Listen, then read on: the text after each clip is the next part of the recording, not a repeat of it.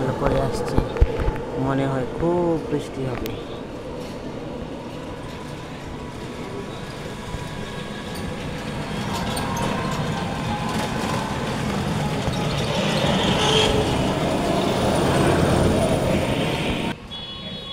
এই যে বন্ধুরা দেখেন কাঠের দোকান এটা, আজকে শুক্রবার তো সেজন্য একটা দোকান বন্ধ। অনেক সুন্দর সুন্দর জিনিস বানায় কাঠের, দেখলেই বানাতে মন চায়।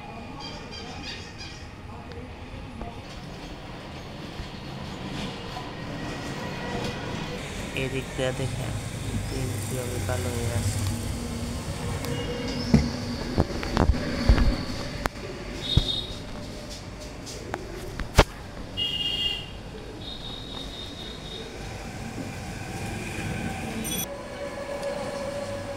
প্রত্যেকটা রুম অন্ধকার হয়ে আছে।